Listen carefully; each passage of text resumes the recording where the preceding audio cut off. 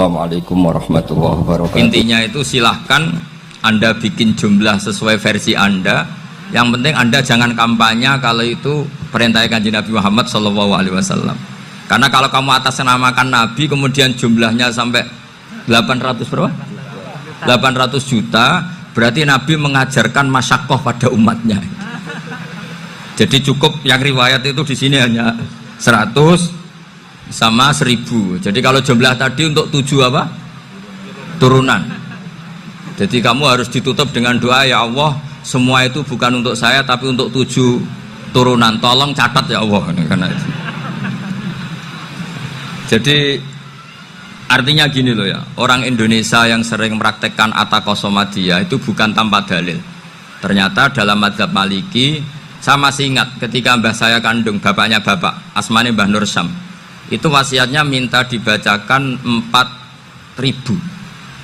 Yang baca pas itu ya bapak sama anak-anaknya.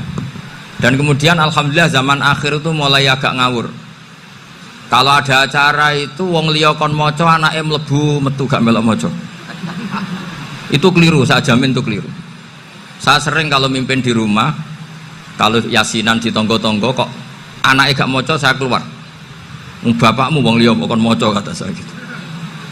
Jadi itu menurut saya itu yang jelas. Saya sampai ngisi begini, yang ada riwayatnya itu idza mata ibnu adam in qata amaluhu illa min salasin shadaqatin jariyah au ilmin yuntafa'u bi aw waladin sholihin yatullah.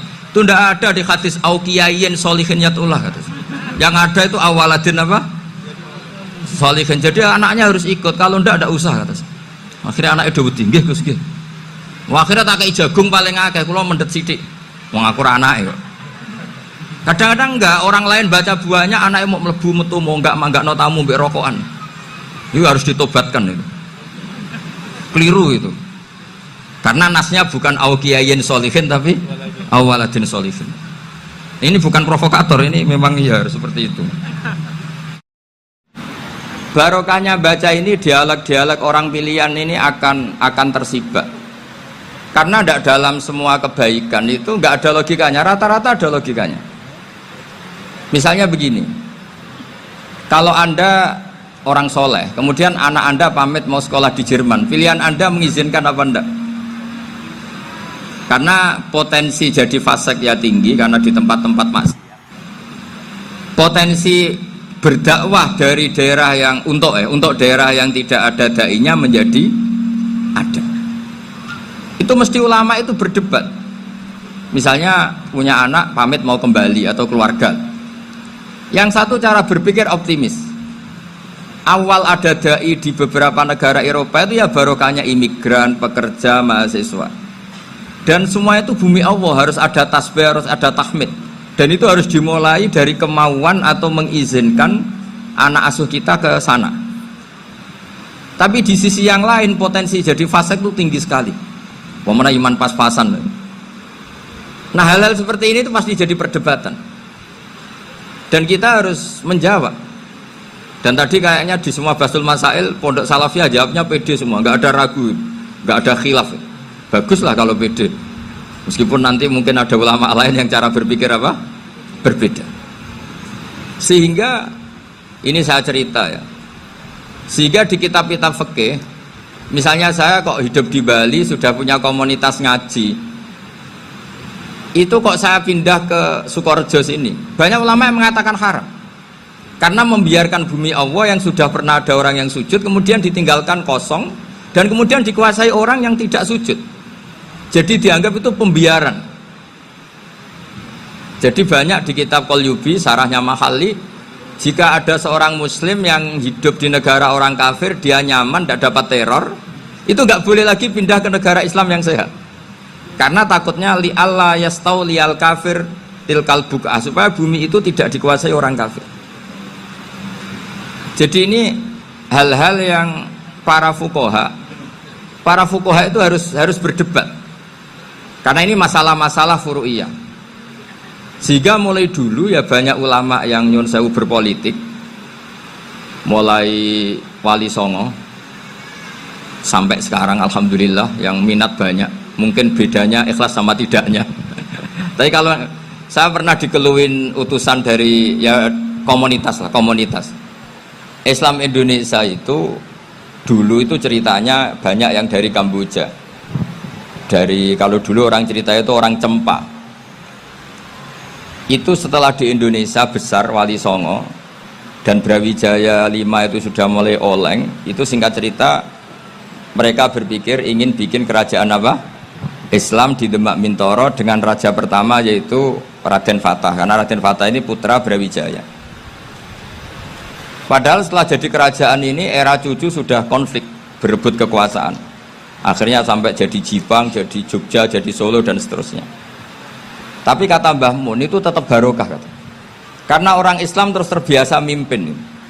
Sekeliru-keliru sidik, pokoknya orang Islam biasa mimpin. Sehingga zaman Mbah Hashim ya sudah mimpin Masumi, zaman Ki As'ad pengaruhnya besar, sampai sekarang Kiai-Kiai pengaruhnya besar. Nah barokahnya Kiai-Kiai pengaruh besar ini sampai moral jadi ukuran. Misalnya sekarang ada calon bupati kok nggak sholat, itu pasti kalah. Jadi sholat itu jadi tolok ukur untuk calon apa? Bupati. Meskipun mungkin punya efek pura-pura sholat, tapi nggak apa-apa lah. Sementing moral ini jadi ukuran. Sementara yang di Thailand, di Patani, itu karena dulu pelajarannya tasawuf, itu orang nggak ambisi mimpin dunia. Tahu-tahu dipimpin. Dan akhirnya nyuwun sewu ya saage Islam-Islam yang dulu terlalu tasawuf karena nggak punya pengalaman memimpin. Akhirnya lazimnya konsekuensinya hanya dipimpin. Tapi Islam Indonesia beda. Karena kulino mimpin itu akhirnya dari orang Islam biasa menjadi Islam yang sholat sampai Islam yang bisa ngaji itu bisa mimpin negara. Tentu yang paling populer dimulai Gus Dur. Jadi ini sesuatu yang barokahnya istihad para kiai. Sementing Islam kulino mimpin. Jika di Indonesia itu barokahnya itu kebaikan itu jadi tolok ukur. Ada orang kok terkenal koruptor atau terkenal nyuwun sewu selingkuh atau terkenal apa itu pasti tidak jadi karena moral itu menjadi tolok ukur dan itu adalah politik para kiai. Jadi ini saya cerita dan itu negara juga akhirnya untung karena seleksi agama sama negara itu sama-sama kiai ya bilang negara harus dipimpin orang soleh, negara juga bilang seperti itu. Nah ketokohan-ketokohan para beliau-beliau ini yang mau lah bekerja sama dengan Umarok. Kita tahu dulu Pak Harto ya rawuh ke sini ketika Muktamar 84, rawuh ke Ki As'ad, ketika mau kembali ke Khittah juga dirembuk oleh ulama dan Umarok. Dan akhirnya ini menjadi negara yang alhamdulillah semoga selalu menuju baldatun thayyibatu wa rabbun ghafur. Nah, kemudian di sini saya tabarruk dengan Said Muhammad, gurunya Kiai Haji Azaim.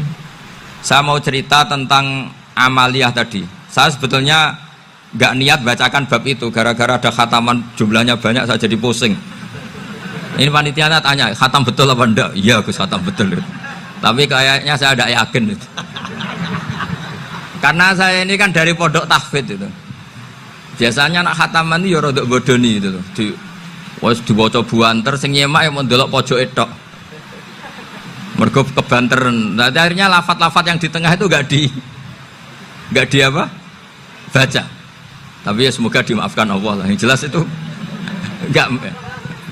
Tapi saya mau cerita ya. Jadi cara berpikir Said Muhammad ini nanti juga saya teruskan di Ma'had Ali. Ini saya baca ya. Di antara yang diyakini madhab Malikiyah, ini saya baca saja teksnya. Jadi ada riwayat namanya, kalau Said Muhammad bahasakan itu Ataqoh Somadiyah. Kalau di Indonesia kadang orang bilang Al-Ataqoh Al-Kubro, yaitu dengan membaca surat Ikhlas. Di sini jumlahnya hanya 100 kali, Kila 1000 kali. Tadi berapa semua? 700 juta ini sudah susuk banyak ini. Di sini hanya 40, riwayat lagi 100, 1000. Terus sampean tadi berapa? 800 juta. Wah ini sudah susuk ini. Itu anak cucu sampean pasti masuk surga itu kalau bisa. Ini saya baca, ini kitabnya Said Muhammad ini. Suratul Ikhlasi wal Itqu minan nar. Akhrajat Tabrani fil Kabir an Fairuz ad-Dailami wa Ibnu Uftin Najasi. Waqad khadaman Nabiyya sallallahu alaihi wasallam. Orang ini jadi khadimnya Nabi. Qala Rasulullah sallallahu alaihi wasallam, mangkoro akul huwallahu ahad mi'ata marratin fi sholat ghairiha kata bawahu lahu baro'atan minan nar. Ini hanya berapa ini? Mi'ata marrah. Berarti kalau satu orang itu cukup 100. Tadi sudah untuk 7 turunan tadi untuk orang berapa? 800 juta. Ya, untuk 7 turunan cukup ya? Cukup. Untuk 7 turunan. Ya, sudah susuk ini, sudah susuk ini. Aduh, ribet ini. Nah, ini tak cari pembenarannya, ini supaya keren.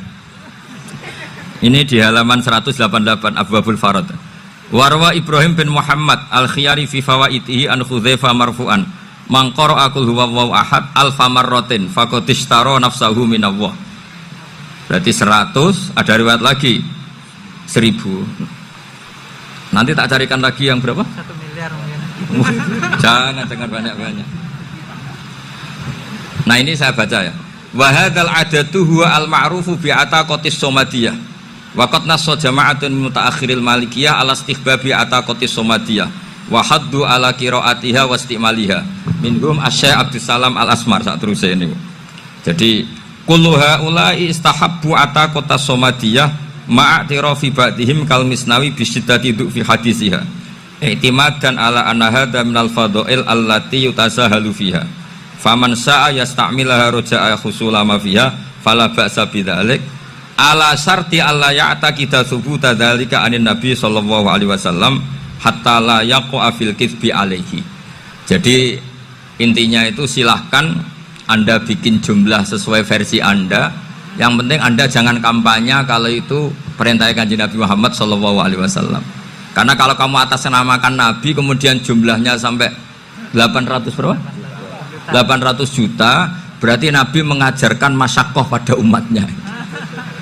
Jadi cukup yang riwayat itu di sini hanya 100 sama 1000. Jadi kalau jumlah tadi untuk 7 apa? Turunan. Jadi kamu harus ditutup dengan doa, ya Allah, semua itu bukan untuk saya tapi untuk 7 turunan. Tolong catat ya Allah. Karena itu. Jadi artinya gini loh ya, orang Indonesia yang sering mempraktekkan atakosomadiyah itu bukan tanpa dalil. Ternyata dalam mazhab Maliki, saya masih ingat ketika mbah saya kandung, bapaknya bapak, asmane Mbah Nur Syam, itu wasiatnya minta dibacakan 4.000. Yang baca pas itu ya bapak sama anak-anaknya. Dan kemudian alhamdulillah zaman akhir itu mulai agak ngawur. Kalau ada acara itu wong liya kon maca anake mlebu metu gak melok maca. Itu keliru, saya jamin itu keliru. Saya sering kalau mimpin di rumah, kalau yasinan di tonggo-tonggo kok anaknya gak maca, saya keluar. Bapakmu wong liya kok kon maca, kata saya gitu. Jadi itu menurut saya itu yang jelas, saya sampai ngisi begini. Yang ada riwayatnya itu idza mata ibnu adam in qata amaluhu illa min salasin shadaqatin jariyah au ilmin yuntafa'u bi aw waladin sholihin yatullah. Itu ndak ada di hadis au kiyayin sholihin yatullah, kata. Yang ada itu awaladin apa? Sholihin. Jadi anaknya harus ikut, kalau ndak usah, kata. Akhirnya anaknya udah wedi, nggih Gus nggih. Akhirnya tak kei jagung paling akeh, kula mendet sithik. Wong aku ra anake kok. Kadang-kadang enggak, orang lain baca buahnya, anaknya mau mlebu metu mau enggak manggakno tamu mbek rokokan. Itu harus ditobatkan itu. Keliru itu. Karena nasnya bukan auqiyayin sholihin tapi awaladin sholihin. Ini bukan provokator, ini memang ya seperti itu. Nah, terus tentang tadi la ilaha illallah yang didawuhkan Gus Azaim.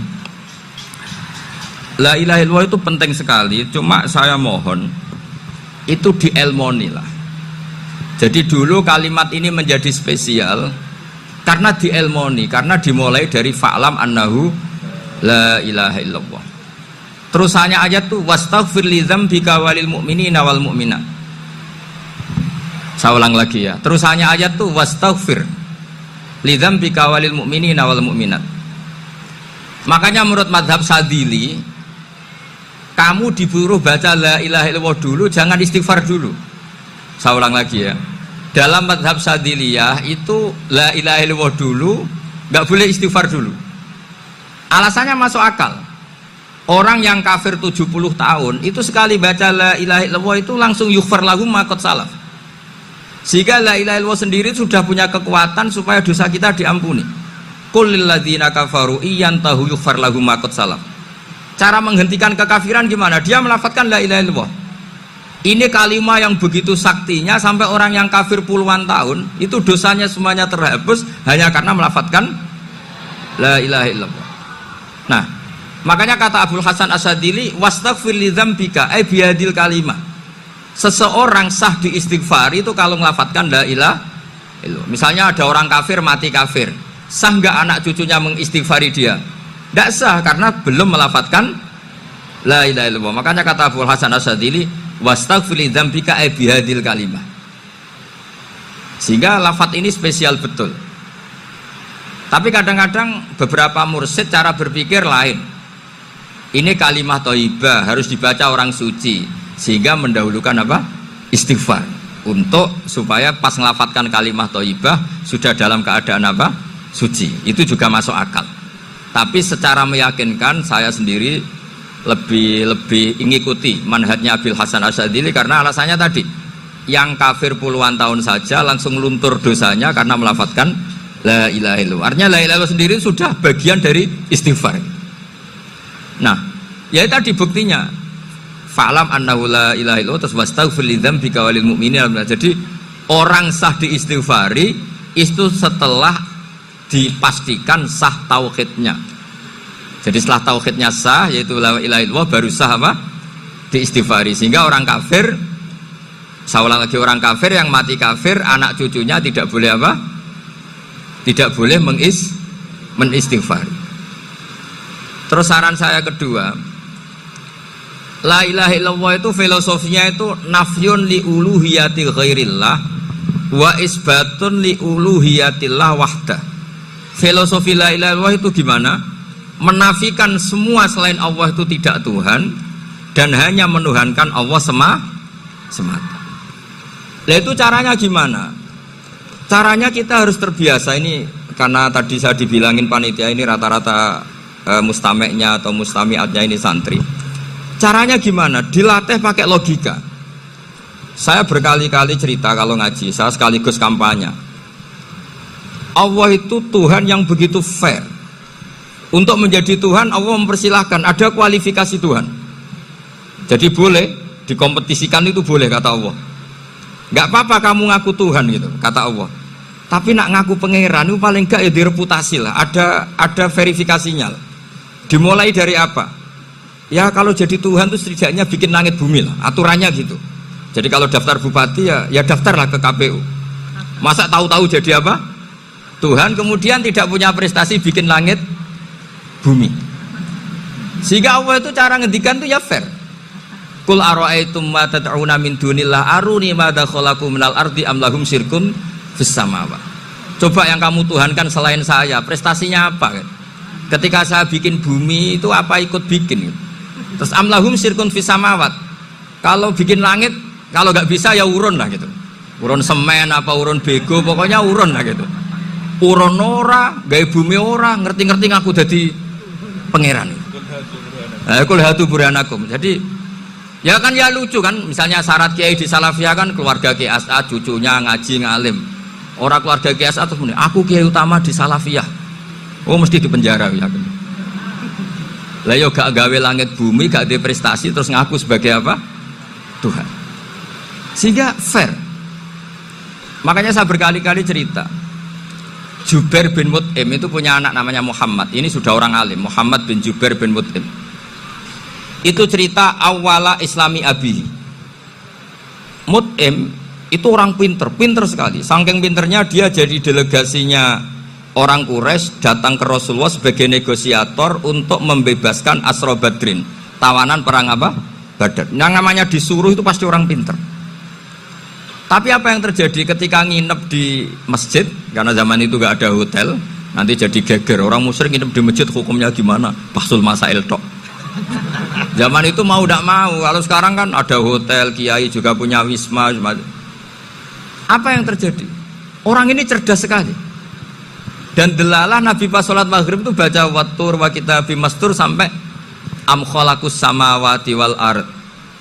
Ya kalau kamu jadi Tuhan ya setidaknya menciptakan langit bumi lah. Namanya jadi Tuhan ya ada persyaratan ya.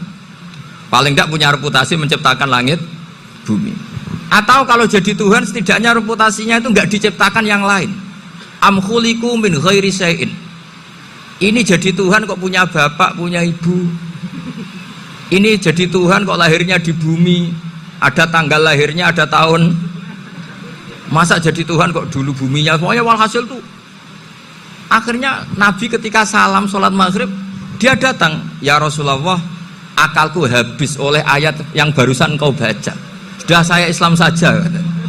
Argumentasi selain Allah Tuhan itu batal. Itu, nah saya mohon santri-santri salafiyah itu baca Quran sampai seperti itu. Jadi jangan hanya khataman banyak-banyakan maksudnya. Ini bukan nyindir, ini ngamuk ini. Jadi ya khatamannya tadilah 1000 atau berapa lah, jangan banyak-banyak. Juga kasihan malaikat yang nyatet kan. Wong baru subhanallah alhamdulillah aja di teks hadisnya abad al malaikah gak ditetek. Itu baru subhanallah alhamdulillah itu sudah mencapaikan malaikat. Makanya saya wiridan tuh arang-arang kasihan malaikat karena nanti jadi itu ya ada madhabnya itu. Jadi kalau Gus Azaim sholat lama tak saingi sholat cepet tuh sama-sama ada madhabnya. Yang cepet kayak saya tadi, setan pas tata-tata mau goda pas rukuk saya sudah itidal, mau goda itidal saya sudah sujud, pusing dia. Tapi jangan tiru, ini madhab yang agak-agak khusus lah, sudah cara orang Madura agak khilaf khusus. Khilaf ya, khilaf ini agak khilaf ini sudah.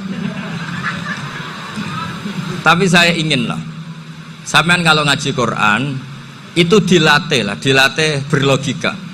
Jadi Allah itu fair, nggak apa-apa kalian ngaku Tuhan tuh nggak apa-apa, tapi tunjukkan prestasi kamu apa. Aruni madza khalaqu minal ardi am lahum syirkun fis samawati. Am khalaqus samawati wal ard. Diulang lagi, am khuliqu min ghairi syai'in. Setidaknya kalau jadi Tuhan itu ya nggak butuh yang lain lah. Masa jadi Tuhan kok wujudnya saja butuh orang lain, butuh bumi, eksistensinya butuh makan, butuh minum. Makanya Allah cara meniadakan uluhiyah selainnya itu Allah tuh redaksinya tuh mengena sekali. Yaitu tadi dengan cara-cara seperti itu. Sebagian ayat disebutkan ma asyattuhum khalqas samawati wal ardi wala khalqa anfusihim. Wong Tuhan kok nggak punya reputasi bikin langit, bikin bumi, bahkan untuk menciptakan dirinya sendiri saja nggak bisa. Ya sudahlah, kamu nggak usah ngaku Tuhan, nggak level kata-kata tahu gitu.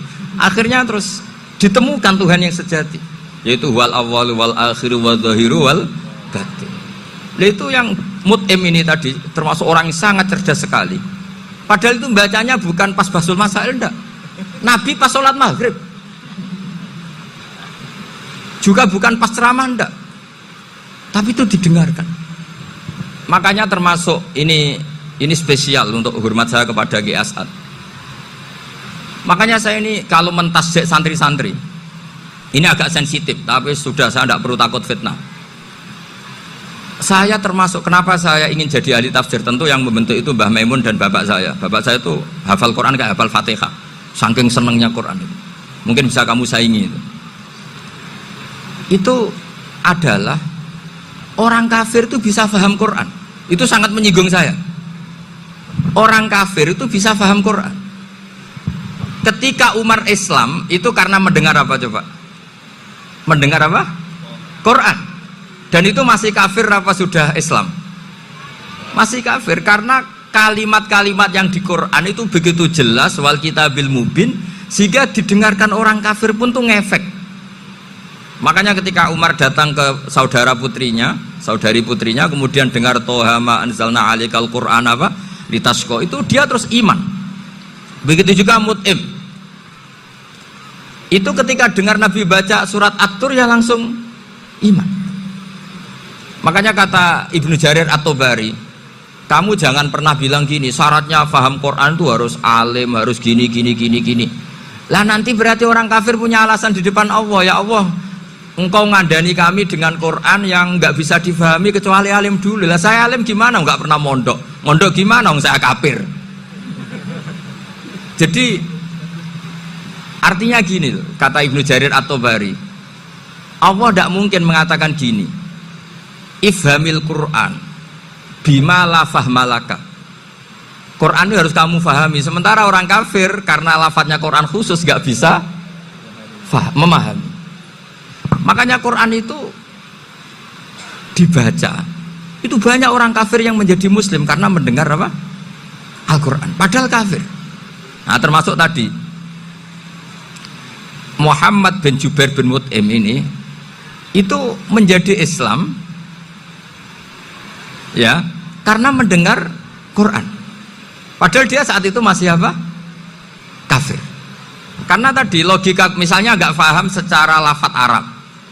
Sekarang misalnya nyuwun sewu ada orang ateis. Saya pernah didatangi seorang ateis yang nggak percaya Tuhan. Saya mau Islam Pak Ba, asal Anda bisa menjelaskan Tuhan itu siapa. Coba Quran dibaca secara makna, tidak secara lafadz tapi secara makna. Begini misalnya. Ada orang ateis datang ke saya, Pak Ba, saya mau Islam, asal Anda bisa menjelaskan Tuhan itu siapa. Terus saya tanya, ini ngajak goblok-goblokan apa pinter-pinteran, kata saya. Terus dia jawab, ngajak pinter-pinteran Pak, saya ini doktor katanya. Maksudnya di akademiknya dia doktor, mungkin jurusan matematika atau apa, tapi di ketuhanannya jeblok.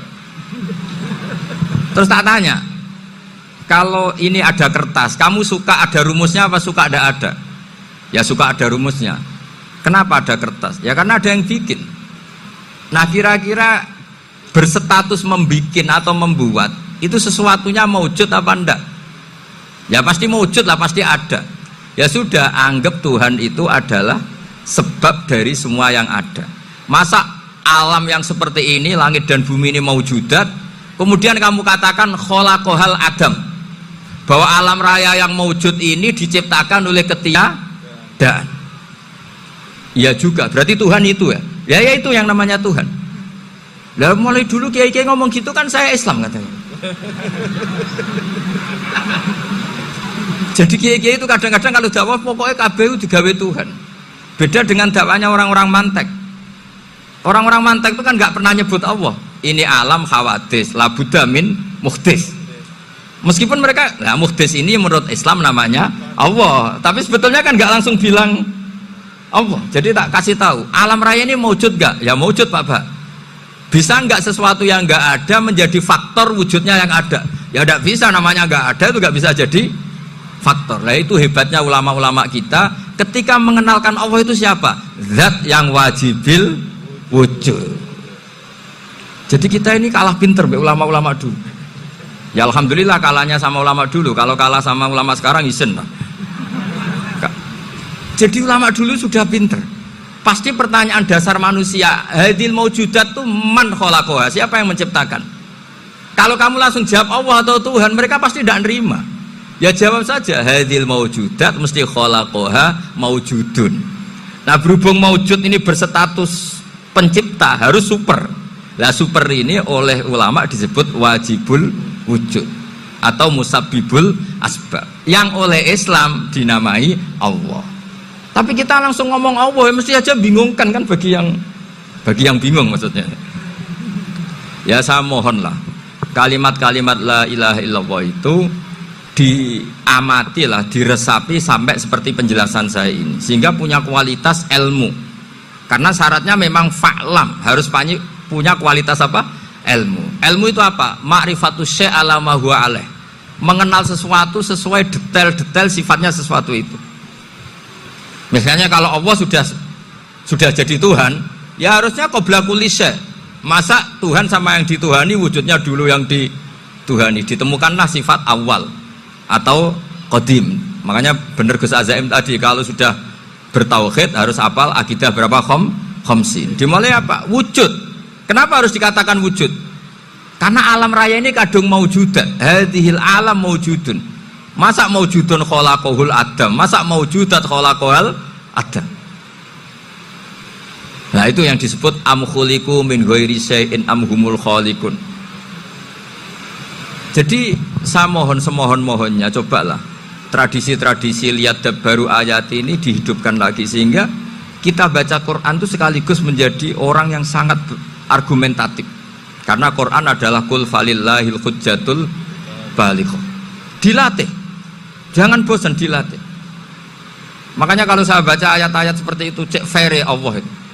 Fair betul. Enggak apa-apa saya punya pesaing kata Allah, tapi yang imbang dong. Pas aku gawe langit ya bantulah. Atau ada langit tandingan lah kira-kira gitu. Kalau saya bikin bumi ya ada bumi. Nah misalnya sekarang orang Cina bikin matahari, materinya dari mana coba? Dari yang sudah ada sekarang kan? Tetap saja agak ikut bikin kan? Tapi kalau Allah bikin langit bumi minal adam minal wujud.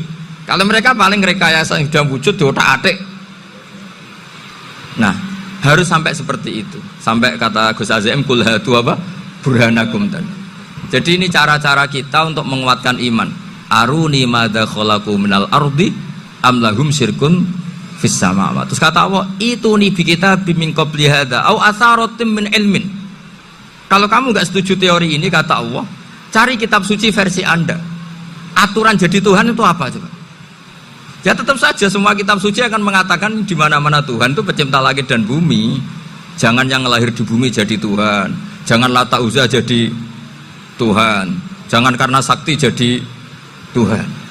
Nah ini di sini pentingnya ilmu balaghah, ilmu mantek yang alhamdulillah di pondok-pondok kita masih diajari. Makanya kata mantek sebetulnya ilmu akal hanya menemukan hadil maujudat khalaqaha maujudun. Nah yang maujud ini siapa? Ya wajibul wujud. Nah kemudian Islam menamai ini Allah Subhanahu wa ta'ala. Makanya ulama dulu itu kalau ngendikan Allah itu siapa? Zat sing wajibul wujud. Itu filosofinya luar biasa. Karena dengan seperti ini bisa menafikan teori ateisme bahwa alam raya ini diciptakan oleh ketiadaan. Makanya saya bilang tadi, ngajak goblok-goblokan apa pinter-pinteran gitu. Lah nek ngajak goblok-goblokan yang ngene, hadhil maujudat khalaqahal adam. Terus kita goblok bareng. Loh iya kan barang maujud diciptakan yang tidak maujud. Wong ora wujud kok mempengaruhi sing wujud. Ya monggo nak goblok bareng kata. Akhirnya, "Gak lho Gus, saya ini dokter masa kamu ajak goblok?" Ya sudah pinter saja kata saya. Alhamdulillah karena debat kecil ini dia menjadi nyaman lagi dengan apa? Islam. Memang saya tentu nggak bisa disalahkan doktoralnya karena di ilmu yang selain apa? Teologi gitu. Tapi kan polanya dia pasti pinter. Makanya ini sekaligus mengingatkan anak-anak lah. Kecakapan menjelaskan itu harus dilatih. Karena di antara kelebihannya Quran itu wal kitabil apa? Mubin. Yaitu kitab yang punya kemampuan menjelaskan. Tetap ada dawai Allah yang hubungannya dengan makhluk. Itu di kelasnya kelas fadhil, keutamaan yang biasa. Ada ayat-ayatnya Allah yang tentang dirinya sendiri. Itu yang tidak tertandingi. Ya kayak ayat kursi itu kan ayat di situ Allah menerangkan dirinya sendiri. Misalnya Allahu la ilaha illa huwal hayyul qayyum, itu kan Allah menerangkan tentang dirinya sendiri, tentu spesial. Gitu ayat-ayat yang meskipun ya tetap spesial jenenge dawuh Allah tetap spesial. Tapi ada ayat-ayat yang tentang kita. Misalnya ayat fankihu ma tobalakum minan nisa masna. Ayat-ayat seperti ini kan nggak mungkin setingkat. Ini kan ayat tentang kamu. Wis ngerti nak kelakuanem seneng wayo dikai hawayo. Nah, tentu beda. Tentu semuanya spesial karena sama-sama kalamu. Tapi tentu beda. Dokumen ayat kursi tentu nggak sama dengan dokumen ayat faqihu atau balakum. Maka Nabi ngendikan ayat kursi ini bahkan saya ngambilnya min kanzil arsi. Jadi spesial sehingga terus kita dilatih guru-guru kita ngapal ayat kan ora lucu misalnya wiridan yang tahlilan faqihu atau balakum minan terus lucu to tahlilan kok ngono ku piye ngono aneh-aneh ngoyo mikir to senengane mbok antoh mosok ayat Quran kok beda-beda goblok kandhanane angel ngono dadi kene ku sing wis ngaji mulai bayi ya. Jadi ono ayat fawadil maksudnya ayat-ayat sing umumnya terkait kita sama ayat-ayat sing spesial karena nerangkan Allah tentu beda. Terus kedua tentu ayat-ayat sing rano Kanjeng Nabi misalnya laqad ja'akum rasulun min anfusikum azizun. Terus baru ayat-ayat tentang kita. Ayat tentang kowe ya wakul wasrobu kon mangan ngono. Nah misalnya terus tahlil terus wakul wasrobu. Ya lucu deh. Bocah kok kandhanane angel. Pusing ambek kowe. Ngaji tahunan gak ono perkembangan. Ngabis go rame-rame dunya lho. Nggo rame-rame apa? Dunya. Pernah ada kumpulan orang untuk ngaji, setan setruk tenan. Paham itu? Mulai setannya tangin, tenang ya paham. Waduh. Serepot ya. Ya, jadi kayak kudu ngerti ya. Jadi kabeh ayat Quran spesial, tapi tradisine ulama kan ada perdebatan apakah ada ayat fadilah dan mafdulah. Sebagian ulama mengatakan jangan bilang demikian karena fal kullu kitabullah wal kullu kalamullah. Tapi kowe nak ngingkari iku ya keliru, wong dohire Kanjeng Nabi ku ya ada ayat yang dipuji sundul langit kaya ayat kursi. Saya punya ayat yang bahkan dokumen itu tak ambil dari Kanzil Arsy katanya ini. Dan tidak ada nabi yang dikasih itu kecuali saya. Itu nabi begitu bangga semenang. Nabi maca ayat kursi. Sehingga tradisinya ulama semua anak cucunya, semua umatnya dilatih ayat kursi. Dan itu memang spesial coba. Saya kalau baca ayat kursi, saya kalau mau tidur itu mesti baca ayat kursi. Mesti ora pendak tahlilan ono sing order mboten. Kaya wah apa-apa. Mosok eling pangeran nek pendak apa? Ono anak-anak. Oh tahlil kok dikritik, yo keliru sing kritik. Wong maca ayat kursi yo mbok kritik. Tapi ora dikritik yo perlu dikritik. Wong maca eling pangerane kok butuh berkat le. Dul nah eling ngono kuwi cara kula padha dene. Sing kritik mek sing dikritik. Kowe tahu tahlilan? Nate Gus nek ana undangan mboten. Lah eling pangeran nek ngenteni apa? Undangan. Ngene ben ana sing tetep kritik, ben seimbang dunia iku ben seimbang. Apa? Balance kono sing kritik. Kalau bolak-balik ketemu sing kritik tahlil nggih sowan kula. Saya tuh heran. Kenapa orang NU itu suka tahlilan? Terus ada berkat. Itu dalilnya mah. Sing ngono iku ya ora ono dalil, sing hasud nyoal ya ora ono dalil. Cara Kanjeng Nabi pirsa, tukang nyoal iku ono dalile to ora? Ya ndak ada. Ya wis ora menengae sebenarnya ketemu pangeran. Sebenarnya ketemu pangeran cocokan di sing bener. Nah yang jelas nek sing tukang tahlil ditakoki pangeran. Kita tahu eling aku, nanti Gusti nak wonten undangan. Terkara bocah kok eling piye, eling pangerane kok beda napa? Nah, misalnya kayak kundangan, orang kundangan blas ditakoki pangeran, diundang tonggo kok ora teko. Mergo wedi bid'ah misalnya. Nah, tapi nekani tonggo ya perintah Kanjeng. Ya sudah, enggak cocokan ae, ora usah debat saiki, enggak apa. Cocokan ae. Tapi nak cocokan mbek aku ora ketemu. Wong sing nyoal ning isine mahsyar aku ning swarga. Ketemu lah, aku ketemu ning swarga ora cocokan. Jadi kowe kudu mikir ya. Jadi ayat kursi iku dipilih ulama perkarane napa? Ayat iku njen spesial tenan. Kula niku mboten saged ilem nek gak maca ayat kursi. Nggih maca teng lisan, nggih maca teng ati setiap saat. Mergo mangsa kok pancen luar biasa. Allahu ta'ala iku Allahu la ilaha illa huwal hayyul qayyum. Al hayyu zat sing urip. Mergo sing gampang bedana Allah mbek Nabi Isa, ambek berhala, ambek semuanya yang disembah selain Allah adalah kehidupan.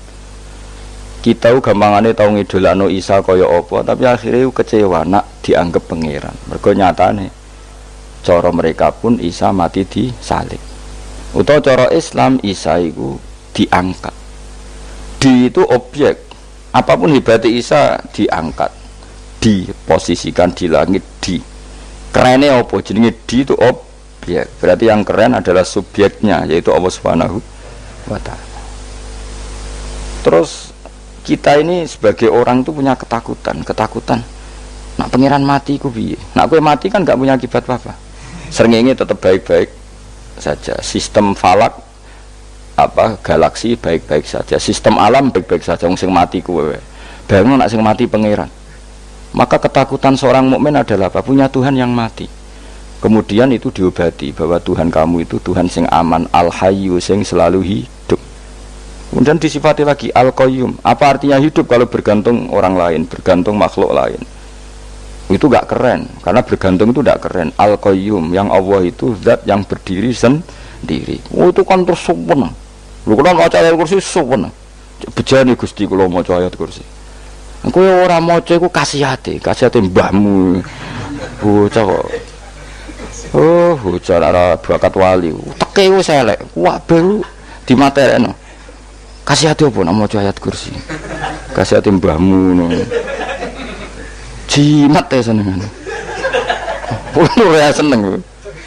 Maksudnya ku, tapi mbok gedhingi teman-teman yo ora oleh njen rezekine kadol jimat ke piye. Sing iso ngatur rezekine wong sapa? Wis keben, muga disepuro pangeran. Ratus sepuro ora apa-apa, kelakuan kok ngono iku piye. Wis terserah pangeran ae.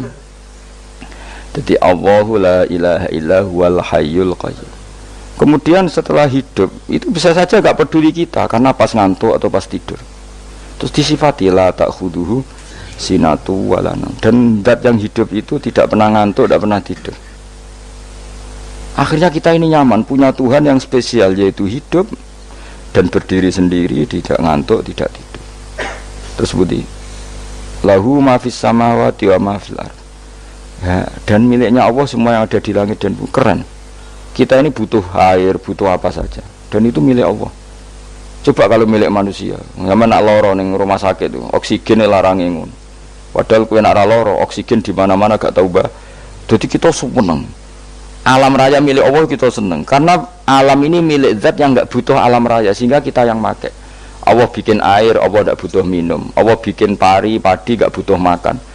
Dia bikin semuanya untuk kita. Padahal itu kita tidak ikut punya. Akhirnya seneng mbek pangeran. Cek apike jenengan Gusti gawe ra melok nganggo. Sing nganggo kita-kita ini.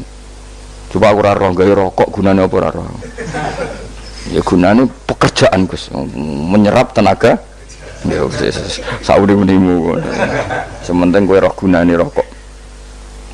Paham nggih? Roh gunane rokok roh carane mandorot kanggo kowe. Dadi padha roe lah sementing. Ya ora apa-apa tapi. Kalau seneng guyon kiai ini, hanya rawon wong pinter guyon kaya kiai. Wis, kalau ini nekani acara resepsi teng Kudus teng keluarga sarang keluarga Lek Lukman, sing ngisi Habib Umar, Mutahar. Semua nang, jadi guyonane neng kiai ora kiai kabeh, termasuk Habib Umar. Ada orang kiai rokok. Ini cerita anekdot. Ada kiai rokokan ngarepe dokter. Pak Yai, kalau rokok terus nanti kalau mati gimana? Gampang, saya bawa korek. Sing kiai dhewe maksudnya iku nak mau rokok terus mari mati. Kiai ini yang ngerti maksudnya dokter ngono. Tenang dok, saya masih bawa korek. Maksudnya nak rokok mati gak ada Jumat. Jadi gak sambung apa? Nak kuyonane Habib Umar, saya sering membaca bahayanya rokok. Saya baca itu. Setelah baca, saya berhenti membaca. Wangan pikirannya setelah membaca bahaya rokok berhenti rokok. Saya sering baca buku atau apa tentang bahayanya rokok. Setelah saya tahu berhenti membaca. Suwon spesial. Seneng kalau niku bisa nikmati ya seneng putune Rasulullah, ya seneng guyon. Jadi seneng itu gak kudu mewah, mah. Lah kowe seneng ngenteni di Alphard malah kesel to. Wah, dadi kula nu di grup kathah lah. Kiai-kiai sing seneng guyon, sing sering. Mergo kula kuwatir saya umat ini punya kenikmatan lewat jalur maksiat. Mulane kula nu seneng ana kiai seneng guyon, bukan seneng papanya. Umat ini punya kesenangan yang tidak maksiat. Itu saja. Ya tentu ada kiai-kiai yang milihnya ada guyon supaya orang enggak uraan, ya bagus. Wis penting ikhlas. Wis syaratnya kabeh iku penting napa? Ikhlas, sudah ikhlas. Ya ora kudu spesial, ikhlasmu ya ikhlas biasa lah. Kelas-kelas terilah penting napa? Ikhlas. Saya sering baca bahayanya orang rokok. Setelah saya tahu bahayanya, maka saya berhenti baca. Wong ku kaget kabeh. Mergo pikirane wong wis berhenti. Kok ternyata saya sering baca bahayanya orang miskin. Setelah tahu bahayanya berhenti merasakan kemiskinan. Jadi saya tahu bahayanya neraka. Setelah tahu bahayanya neraka maka saya berhenti.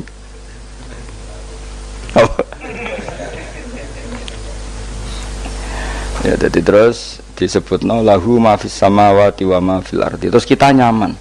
Kayak apa kalau alam raya ini milik Cina, milik Singkek, milik non Muslim atau milik wong Islam sekalipun, mesti apa-apa tuku, repot. Tapi berhubung alam raya ini milik Allah, kita nyaman. Mergo wa izzat sing super lomo, super dermawan, super semuanya. Akhirnya nyaman. Kamane iso turu. Lan kula nang rumah ayat kursi ora iso turu, pe turu. Kan dia maca lesane gak ati kula maca. Lahu ma fis samawati wa ma. Terus mangzalladzi yashfa'u indahu illa bi'izni. Ketika Allah itu segalanya, tentu yang punya otoritas syafaat, punya otoritas apa saja, nunggu izinnya Allah Subhanahu wa taala. ayat yang spesial. Kemudian kiai-kiai punya cara supaya umat itu hafal, dibikinlah metode tahlil mau coba bareng-bareng. Tapi kemudian ya sudah itu nasibnya terus kurang baik. Nasibnya kurang baik. Ada yang bid'ahkan, ada yang setengah-setengah ngafirno. Sing maca ya padha dene, ra paham mbek ngantuk, bantuk berkat mulai sudah akhirnya terus. Lah sampean bela dikusembil sing bener wis takok provokator. Sing jelas latih maca iku terus. Dadi Allah pirsa nak macamu ora golek berkat. Tapi nak mau tahu tahlil hati. Eling apa tahu hati? Benda apa? Tahlil. Yang pengiran kok ngenteni wae. Allah, iku tunggale. Tahu muni alhamdulillah nate apa nak permangan. Muni alhamdulillah kok ngenteni permangan bocah ora karo-karuan. Wong ora bakat wali kok teke wis elek. Njape wis keliru terus. Masih wong khusuk lah, ora bakal wali, khusuk tok tapi wis ruwet, uripe ruwet. Terus lahu ma fis samawati wa ma fil ardi man dalladhi yash'indahu illa terus ya'lamu ma baina aydihim wa ma khalfahum. Dan Allah tahu apa yang di depan kita, di belakang kita. Terus kita lagi-lagi nyaman. Kayak apa misalnya kita yang lemah ini tidak dalam pengawasan Tuhan. Jika mana kalau misalnya dia anak cilik, anak itu tidak nyaman kalau ketika main gak didelok orang tuanya, karena dia tahu ada hal-hal yang dia tidak bisa menggapai dan butuh setiap saat pada orang tuanya untuk membantu menggapai itu. Jadi anak masih seneng dolanan, sukanya diperhatikan tetap. Nah kita ini seneng sekali untuk main yang dunia ini pengiran diperhatikan Allah Ta'ala, karena Allah selalu tahu kita. Jadi terus nyaman. Jadi semua ayat itu menjadikan kita nyaman. Nanti kajian Nabi ora sare sedurunge maca ayat kursi, ora sare sedurunge maca surat musabbihat. Dan saya dalam banyak hal niru itu. Nabi urung sare nek ora maca surat Hasyr. Lah aku ijazah iku kowe ora mungkin surat Hasyr ning juz pira kira roh kok dijazahno. Sing iku lho sing diakhiri suti law anzalna hadzal qur'ana ala jabalil la ra'aitahu khashi'am. Itu tapi mulai kok ngarep subhanallahi ma fis samawati wa ma fil ardi wa huwal azizul hakim. Terus waladhi akhrajal ladzina kafaru min ahli kitabim. Ya bener subhanallah ma fis samawati wa ma fil ardi. Terus terusnya terus waladhi akhrajal ladzina kafaru min waladhi akhrajal ladzina kafaru min ahli kitabim min diyarihim li awalil hasyr wa dzanantum ayakhruju wa dhannu annahum mani'atum husunuhum min Allah fa'atahum saat terusnya serang rapal. Akhirnya ya itu tadi terakhir apa ya'lamu ma baina aydihim wa ma khalfahum terus wala yuhituna bi syai'im min ilmihi illa bima. Dan seseorang itu tidak punya ilmu kecuali dengan kadar dikehendaki Allah. Bahwa kita ini selalu objek. Punya ilmu ya dikasih, punya rezeki ya dikasih, punya apa saja di. Sehingga status kita makhluk, statusnya Allah khalik, statusnya Allah itu memberi, statusnya kita hanya penerima. Itu bahkan termasuk bab ilmu. Bab ilmu itu tahunya kita ya hanya diberi illa bima sadris wasya kursiyus samawati wal ardo, dan kursinya Allah itu meliputi langit bumi sehingga kita tahu wah keren. Terus wala yaudu hifdzuma, dan ketika alam raya sebesar ini Allah tidak pernah capek mengurusnya.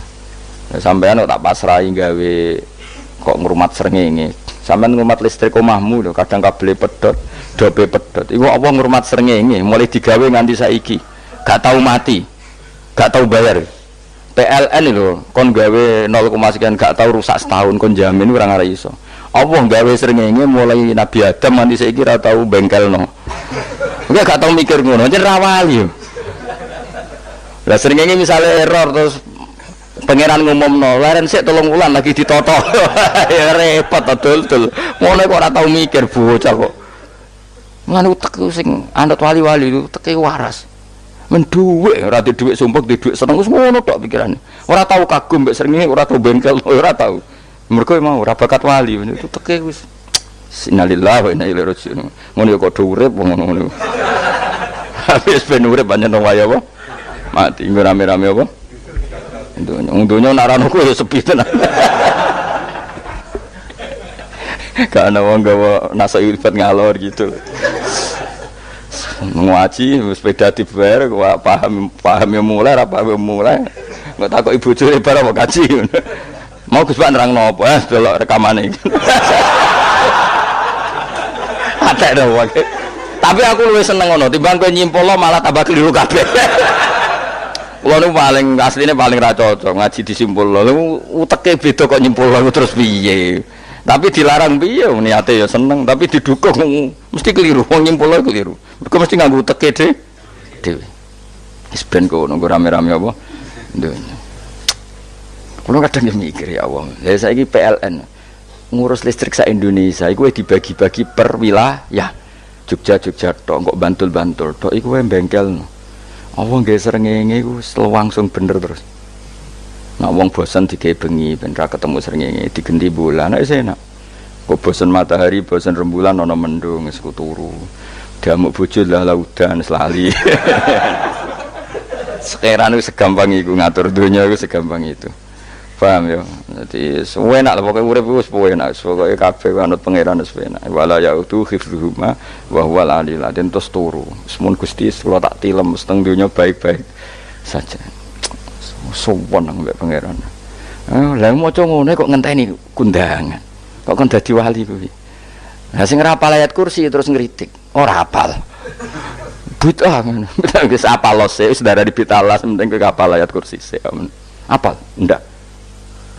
Ya ayat kowe apal sik terus lagi bid'ah ora apa-apa. Dadi mergo ngono. Kaya kula misale biyen aku rada bener, mergo ora tahlilan lah yo maca. Kula yo bingung ngadepi jenengan belondi padha ora jelas e. Yo ayat kursi ku waca. Nah, tentu ayat yang seperti ini kan enggak mungkin kualitasnya setingkat nyuwun sewu ayat wa kulu wasrobu. Makanya banyak ulama sampean delok teng kene itqon teng kitab-kitab tetap ada ayat sing spesial, ada ayat sing spesial tapi tentu enggak sekelasnya. Jangan kamu katakan atas bawah nanti suul adab bekala muwah, tapi tentu spesialnya ayat kursi itu tentu super karena menerangkan Allah sendiri. Sementara beberapa ayat menerangkan hak kita sebagai manusia, misalnya wa kulu wasrobu, tentu kualitas fadhilnya beda, tapi jangan katakan klasmen, jangan, karena kurang sopan dengan kalam wah, tapi tetap beda. Makanya Nabi ngendikan ayat 3 apa loco nak petur woco di mana-mana woco. Oh, Nabi begitu bangga dengan ayat kursi. Akhirnya kena bakul ditulis di paham wah? Ditulis didol. Nah, baru kayak didol ya kayak hikmah yang akhirnya dipasang ning ruang tamu. Akhirnya ketara iki wong Islam bera Islam barokah ya ayat kursi. Ya sing pokoknya berpikir positif wae. Wah, berarti sing di omah Islam bukti nopo ono ayat kursi ini. Lho kula beberapa kali diselametno ayat kursi. Kula nak ning perjalanan marung. Itu kadang yang merasa nyaman mergo ning warungnya ono ayat. Wah, berarti Islami lah. Ora kuwatir iki ono daging celeng, tetep nulung. Ya ini jujur mawon kula niku tetep asobia artinya nek ning perjalanan sing gak jelas lor kidule ora ro daerah kok marung ana ayat kursi paling ndak kan orang ini punya etika kira-kira ora bakal apa jualan daging babi lah misalnya ya tetep bantu lah tetep umpamane terus dikek nggon salat sanajan to sing duwe misale mbok salat ora ya ora perlu ya aja suudon ngono wis anggap ae mosok masang ayat kursi kok ya sih gitu kan lumayan ada perangkat yang itu akhirnya bakule payu ayat kursi ini sing di omah ya payu promosi nek iki Islami sing blonjo ya nyaman wis padha enake lah ayat kursi ini sing ngenes mergo tinggo ya tapi ya ndak lah nak niate ngono ya tapi ya ayat kursi tetap mulia dengan dirinya sendiri kula seneng tenan mbek jeneng ayat kursi ya Allah ya tadi kekhawatiran kita punya Tuhan yang tidak sempurna itu terjawab bahwa Tuhan kita super sempurna. Jadi kalau bayangkan grepe turu jen senengnya wow Gusti nak kula turu itu langit bumi gak masalah. Bayangkan nak pangeran sing turu sistem Tuhan hancur. Makanya syaratnya jadi Tuhan tak khuduhu sinatu. Padahal kita menyaksikan Nabi Isa turu. Beberapa yang dituhankan selain Allah turu ngantuk. Bayangkan misalnya kowe pas donga sing mbok dongani turu.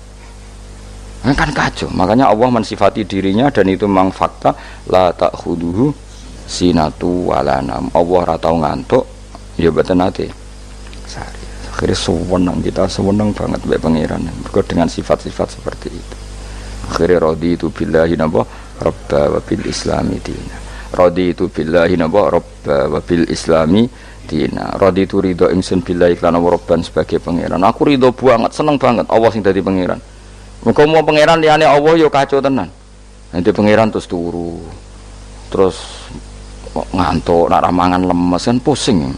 Apapun hebatnya Nabi Isa misalnya buat pangeran ya pusing. Kadang pas sare, dungani tenan jebule pas apa? Sare ribet. Tapi kita di pangeran sing la tak khuduhu sinatu wala nama bil islami dinan wa Muhammadin sallallahu alaihi wasallam rasulan wa nabiyan wa bil qur'ani hukman wa dan kita ridho Quran sebagai panduan hukum lan dadi imam. Imamku panu itu.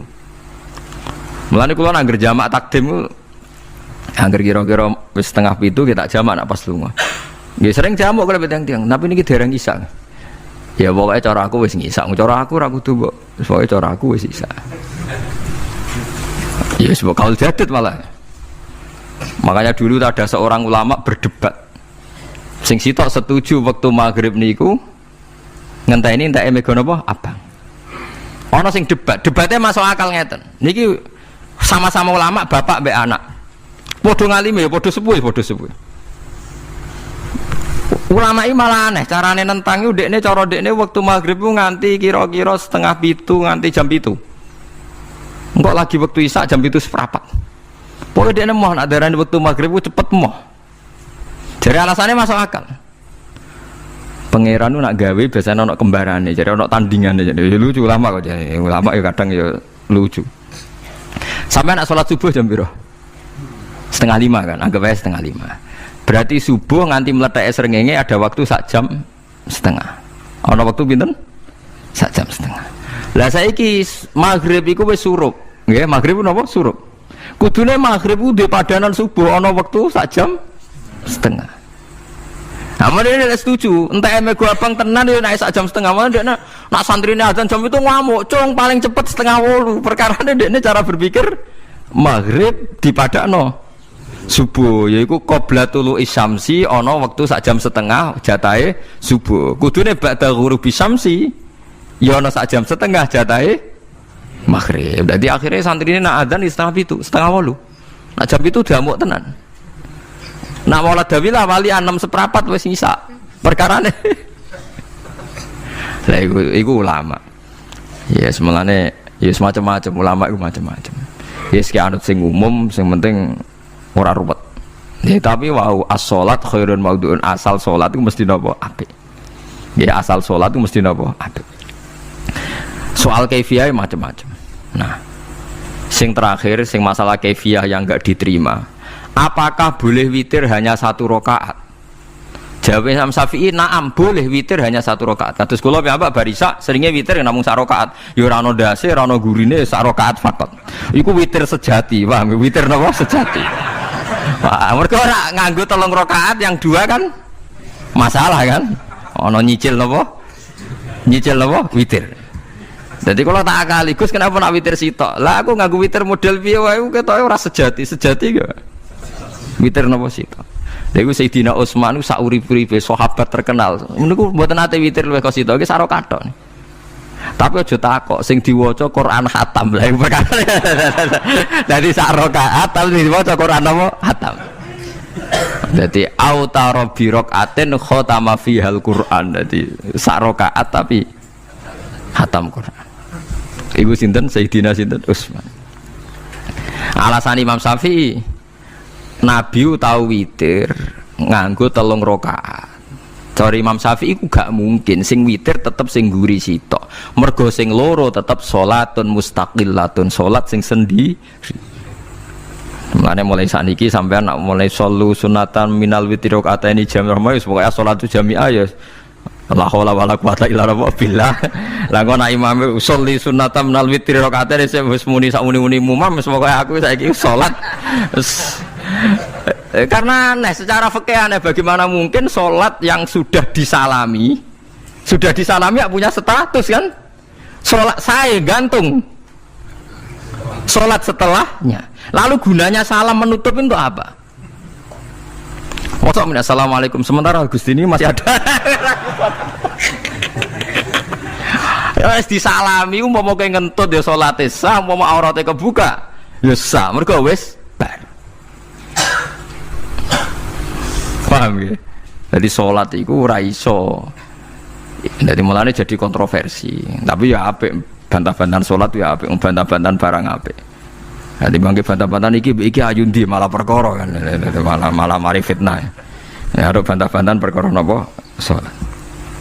Jadi ulama iki macam-macam. Jadi sing terakhir kula terangno tentang filosofi salat. Di kula suwun sing ngaji kula sing seneng kula senajan to donga iftitah mboten wajib. Tapi nanti kesempatan kedah diwaca karena ndak ada riwayat yang mengatakan ulama pernah meninggalkan itu. Senajan to sak kadar. Terutama pas napa inna sholati wa nusuki wa mahyaya wa mamati lillahi rabbil alamin. Terus salatku, ngibadahku, matiku, uripku namung kersane Allah.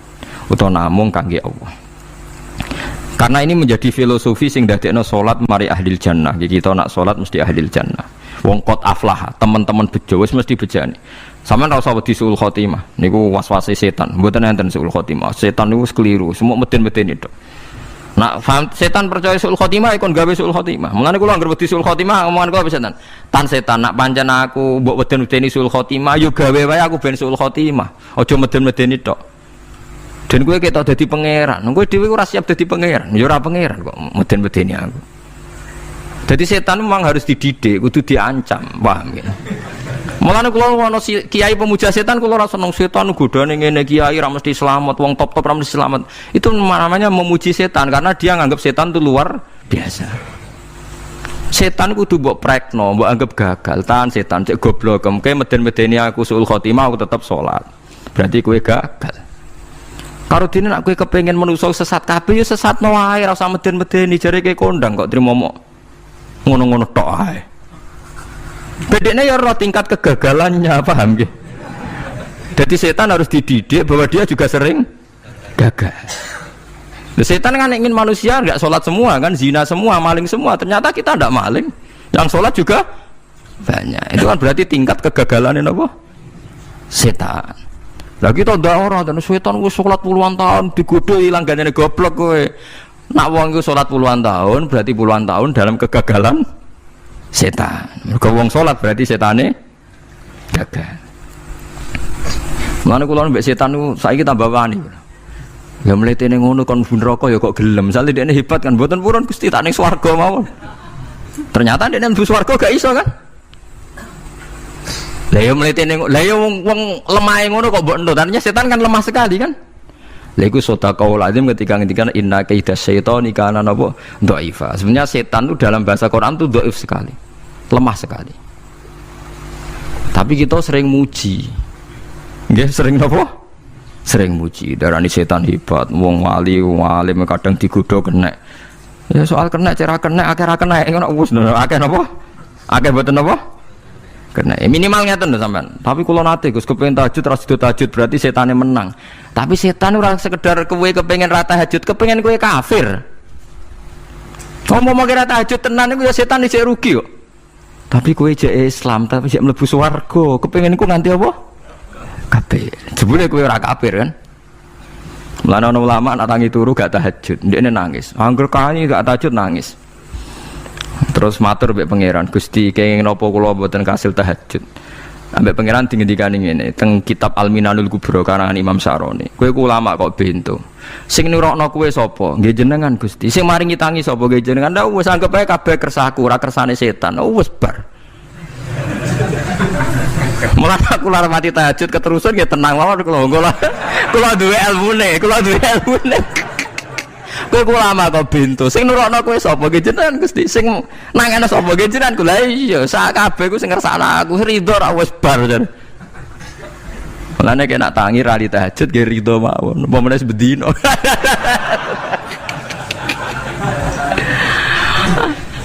Jadi penak berislam tuh enggak apa-apa.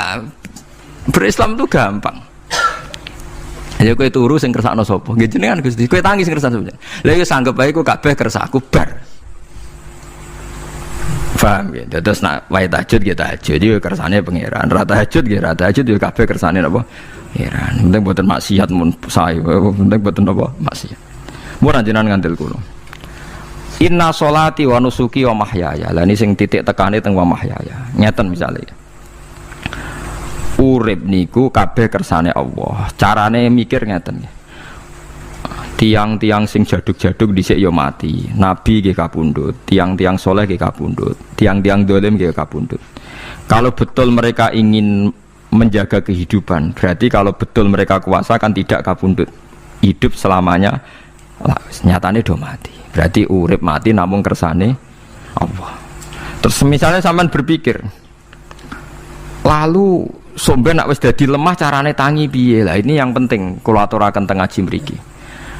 Kula sederenge ngaji nu sering akhir-akhire sering salat maca ayat liyah lika man halaka am bayyinati wa yahya man hayya napa am bayyinah. Tugase ulama iku jelasno ayat-ayate pangeran. Sampeyan saiki tak bedheki. Sekarang sampean Anda hidup itu tahu alasannya enggak? Kenapa Anda hidup? Enggak tahu kan? Kenapa kita masih hidup? Enggak tahu. Kenapa Anda wujud? Juga enggak tahu.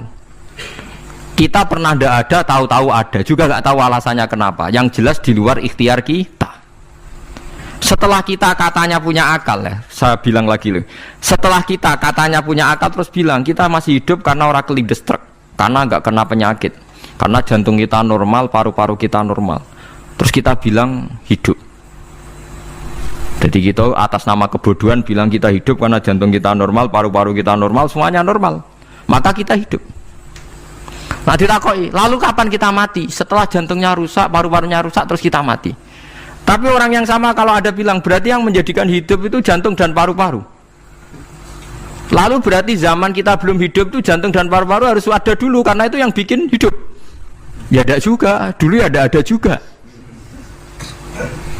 Loh ya kalau jantung dan paru-paru semuanya normal menjadikan kita hidup berarti jantung dan paru-paru harus wujud dulu karena itu yang menciptakan kita hidup. Ya ada juga yang tidak tahu.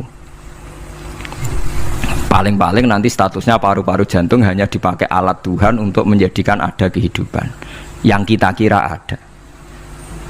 Padahal sebetulnya kehidupan ini juga enggak ada karena kita tidak tahu. Sing darani urip iku apa ya ora roh. Kowe roh maknane urip apa? Ulama kabeh sing alim-alim darani urip apa ora mati ngono tok jawabane. Perkarane ora iso jelasno. Mulane ning Arab al hayat bidul mamat sing darani urip iku ora mati. Karena nggak bisa dijelaskan. Coba Anda menjelaskan. Kowe urip itu sebabnya apa? Ada nyawanya. Nyawa itu di mana? Terus dia nempatnya di mana? Oh, nempatnya di jantung ini. Suara iso dijelasno. Nah, ketika hidup Anda tidak bisa Anda jelaskan, kudune sampeyan wayahe tangi sangka kubur juga nggak bisa dijelaskan. Karena wujud kita ya datang tanpa diundang dan tanpa ikhtiar kita. Nanti tangi sangka kubur ya orang nganggo ikhtiar sama kan? Sama-sama ada kesimpulan lillahi rabbil alamin. Nah, tapi manusia atas nama akal sawangane hidup ini ada alasannya. Karena kita ditangi ada bapak ibu terus kita jadi wujud. Lucu kan? Hidup ini disebut ada sebabnya. Tapi nanti mati sangka kubur terus tangi meneh dianggap enggak punya penyebab. Alasannya sudah dilemah kok. Ono meneh ku carane piye? Lah zaman kuwe ora ngono. Dadi ono saiki. Carane piye? Makanya kalau suruh balik-balik bilang jika tangi sangka kubur iku mukhal berarti wujudnya Nabi Adam dan wujud yang sekarang lebih mukhal karena tanpa sebab. Nggih tanpa napa? Sebab. Lho nggih to, aneh Nabi Adam mek sampean saiki no. Dadi roh gentayangan dhisik kok apa juk-juk dadi sakmene iki. Do diutang, di kasus, do demenan. Aneh budi. Aneh wujud yang sekarang karena wujud nanti ning ora-ora mahsyar wujud dari wujud yang sudah ada.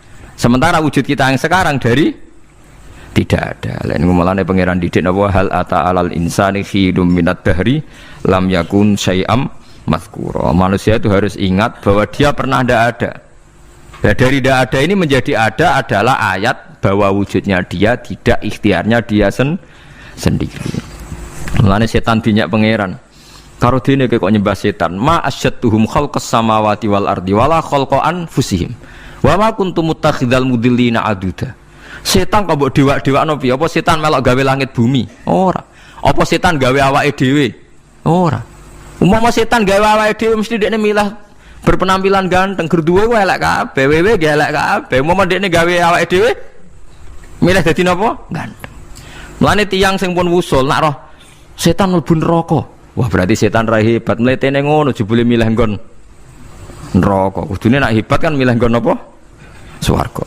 Lho niku mun kersane pangeran nego setan dakok neraka, nak wong apik dakok swarga. Lah iya trimo diatur kok botol ngono ae kan. Hanya jika Anda bilang wis kersane pangeran setan dakok neraka, berarti setan mau koyok botol, koyok watu sing ditata sing duwe. Berarti setan ndak siapa? Siapa. Sama dengan kita ndak siapa? Siapa. Alam yakun syai'am. Lah nek ora ngerti siapa-siapa terus wusul inna sholati wa nusuki wa mahyaya wa mamati lillahi rabbil alamin. Dadi urip kula mati kula sedanten ikhtiar kula namung kagungane napa jenengan. La syarikalah pun mboten enten tiyang sing sinten mawon mboten enten sing ngatur niku. Terus wa bidzalika umirtu wa ana napa minal muslimin, dan dengan keyakinan niki kita diperintah. Jadi donga iftitah senajan to mboten wajib, tapi itu filosofi dalam hidup. Kersane jenengan napa nggih delok donya niku pun bar. Urip ya kersane pangeran, ya mati kersane pangeran. Mula kadang nggih mikir, aku nek mati, bar mati jebule gak kiamat-kiamat tak kesuwen cah ngenteni atusan napa tahun misalnya. Anda tidak usah khawatir begitu. Zaman Nabi Adam nganti bapak amak wis saiki 7.000 tahun. Kok ora protes mbek pangeran? Terlambat Gusti saya menyaksikan dunia karena 7.000 tahun yang lalu. Nggih saniki kan pun tahun pinten toh? 7.000 umure donya saniki pun pinten? SM itu kalau menurut penanggalan agama itu 5.000 tahun. Sebelum Masehi dihitung Nabi Adam itu, pokoknya dihitung langit bumi ini pinten? 5.000 tahun. Lah saniki tahun 2000 sekitar 7.000 tahun. Padahal wonten sing ramal umure donya mau pinten? 7.000 tahun. Jadi enak sing mun diutang-utang mun beres nih mun bar nih mun dianggap bar nih mun muntah nih. Jari ini to. Dieling-eling nggih kula suwun senajan to ilmu niki mun lazim diyakini tiyang Islam. Tapi sampean ulang-ulang. Kados srengenge misalnya kula nak delok srengenge niku eling. Berarti urip ning swarga selawase-lawas iku mungkin. Karena Allah bisa menciptakan benda yang begitu panas tapi punya daya tahan atusan tahun. Pemenang nak cara discovery ya nak ngitung malah jutaan tahun yang lalu, malah bawa hitungan konti wajar dinosaurus 400 juta tahun. Padahal agama nanggali bumi namung pinten 5.000 tahun sebelum nopo Masehi. Tapi nak cara ngomong ilmuwan jutaan nopo sing hitung ya sopo terus ke apaan terus. Nggak begini saja kalau sampai melihat matahari misalnya. Matahari itu kan banyak panas sekali. Ternyata Allah bisa mengelola matahari seawet itu ribuan tahun. Apalagi ngelola kita. Kita ini untuk abadi lebih gampang. Karena bahannya ada panas, nggak gampang rusak. Terus gampang direproduksi, maksudnya gampang digantikan. Maksudnya kan di masa lo kan kena. Kayak Rohin udah anak keriting akeh kok putune kan gampang. Lho kalau mikir mau gampang ya, misalnya buaya gitu masyhur dianggap hewan purba yang terlama. Manusa ilang wis ketok angel. Misalnya kayak boyo mati ana anake meneh, anake ana anake. Nabi Adam kan ngoten. Wong sitok di ketahanan sampai saiki, gonta-ganti wong. Artinya berarti ada gen Adam yang abadi sampai sekarang kan, karena setiap manusia sekarang berarti ada gennya Adam. Artinya Allah memberi contoh betapa Allah bisa ngatur supaya fisik manusia gen ini abadi. Buktinya Adam nganti saiki kan masih kan? Lho nggih to, pasti di antara jasad kita kan ada unsur Adam. Lah ya Allah gawe sura, apa meneh kowe sampeyan swarga ning neraka, Allah tetap punya cara untuk bikin abadi. Mbok piye carane? Tapi melihat Nabi Adam nganti tok sampeyan kan ana bukti Allah duwe cara ngabadekno unsur Adam. Karena tidak mungkin kan dalam diri kita sekarang nggak ada unsur sinten? Adam. Sama ndak oleh bantah. Tapi Adam piyambak kan pun kapundhut. Tetapi Adam yang sekarang sampai sampean saiki. Tapi ora roh sampean sing turunane Qabil apa sing ora roh pokoke cek ngono ae. Wong jarene cerita. Qabil iku lahire ning swarga. Dirabekno mbek Labuda sing lahire ning bumi. Labuda ku elek gembrot. Habil lahire ning bumi, rapati ganteng, dirabekno Iklima sing wayu. Lahiran swarga. Akhire Qabil gak trimo, wong aku cah ganteng kok dientukno cah elek. Mulane saiki nek ana cah ganteng dintono cah elek ra trimo ya kaya Qabil. Nah tapi enggak pikirane Nabi Adam ya ora ora menawa ben silang ben sedengan. Mergo nek elek entuk elek kan malah musibah kan. Saiki anake ra melok dosa tapi eleke double. Misale keriting untuk keriting, elek untuk elek, fakir untuk fakir kan. Ya memperparah to nggih. Cara kula jan haram. Elek untuk elek rabi cara kula haram. Saiki anake kan ra roh apa ujug-ujug elek banget lho, ora terima elek napa? Elek napa? Banget. Jadi cerita kan ngoten, walhasil akhirnya tukaran, mergo Qabil gak terima. Pas tukaran dipisah Nabi Adam. Angger sing takor rupe sukses berarti ikhtiari bener. Ya mau Habil nyembelih wedhus, sing Qabil seneng buah-buahan. Mulane seneng buah-buahan iku rada masalah, dianggap simbole wong-wong sing seneng mapan. Mulane kene Umar ora usah di buah-buahan akeh-akeh, cukup gedang siton, sesuk katesne siton, ora usah semua buah-buahan wonten. Iku risik kurbane sinten? Qabil. Tapi sing melarat teman-teman yo keliru, dhisik Habil saleh iku omahe cek penuh daging, paham ya? Perkarane kurbane cek wedhus. Ora pitik, mergo bedigasan pitik niku. Jadi ada sebuah toriko sing ngaramno anak buahe mangan pitik. Perkarane wong ku kelakuane kaya sing dipangan. Ya repot ta ngoten niku. Repot. Ya repot lah ngono terus ya repot. Berarti nek sering mangan welut tak bulet. Ngono berlebihan. Toriko niku napa? Berlebihan wis biasa mawon. Kula nggih mboten fanatik biasa. Tapi kalian kula ora seneng mangan. Jadi kan unsur hewani saya kan ndak banyak. Kula rapati seneng napa mangan. Walhasil akhirnya Qabil korbannya enggak diterima. Habil diterima. Terus semenjak itu juga akhirnya walhasil Qabil mateni Habil. Jadi makanya konflik wedoan, konflik tertua. Mental membunuh ya mental tertua. Pertama peradaban manusia itu dibangun rebutan wong wedok dan saling membunuh. Nek ana tukaran kira usah gawa, iku tradisi terlama. Nggih, tradisi terlama manusia. Mesir kok bentrok padha Islame, Irak, Syria kok bentrok iku tradisi terlama. Demi wedokan diruwangi tukaran, tradisi terlama. Biasa, jadi biasa mawon urip napa? Biasa. Sekabeh kejadian ngene iki wa inna sholati wa nusuki wa mahyaya wa mamati lillahi rabbil alamin. Semacam-macam ya nek tiyang tasawuf ngartekno kabeh iku kersane Allah. Nek tiyang fikih ngartekno semua ibadah kita diikhlasno ora golek imbalan namung kabeh dipersembahkan kangge Allah. Cuma teori fikih ini ada kelemahannya, kesannya Allah itu butuh kita kasih. Padahal kita bisa sholat yang nganggu hidayate pangeran, iso zakat yang nganggu donyane pangeran. Kok kowe ngrasa zakat itu donyane sapa? Lah sing bener gitu teori tasawuf, kita iso sedekah ya kersane pangeran. Sing kita sedekahno nggih donyane pangeran. Berarti lillahi. Nah, jadi lillahi ta'ala artinya nak cara tasawuf itu bahwa semua kebaikan kita ini karena Allah, karena hidayat Allah. Nah, cara fikih mboten kesannya kita yang berbuat lalu kita ikhlaskan Allah. Tapi pertanyaannya kan kita bisa berbuat itu pakai fasilitas apa? Hidayahnya Allah juga kan. Nah, makanya ilmu tertinggi dianggap tasawuf karena tasawuf ini yang benar-benar lillahi rabbil alamin. Tapi fikih juga baik karena uang kan seneng GR tuh. Muni aku alhamdulillah berzakat. Muni aku alhamdulillah berzakat itu kan ya ora jelas. Muni aku ngrasa dekne pelakune, muni alhamdulillah kersane Allah iku ya bahasa paling gak jelas. Tapi ya apik muni ngono, aku alhamdulillah bersolat. Ya pamer nak aku bersolat, tapi ya ngakoni nak kabeh kersane Allah. Lah nak kersane Allah sing dipamer apane ngene ya ora jelas ya.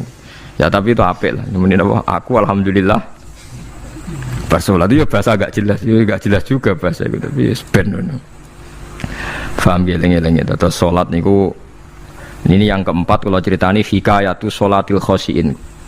Saya baca di beberapa kitab Sayyidina Umar niku dipanah.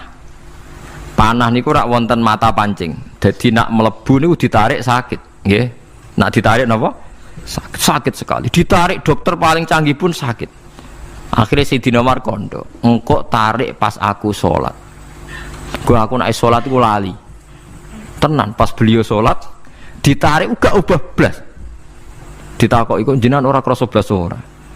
Mosok aku ning ngarepe pangeran eling pangeran krasa lara kan dadi aneh. Tapi alhamdulillah kowe krasa sing aneh ya kowe wong sowan pangeran kok roh ana wong liwat ya roh. Jadi Sayyidina Umar dadi khusuke Sayyidina Umar nganti dipanah ditarik wak kangelan. Lara. Pesen ning kok aku tarik pas salat. Mulane ora ana sahabat mati kecuali pas salat. Mergo pembunuhe roh paling lengah iku pas salat.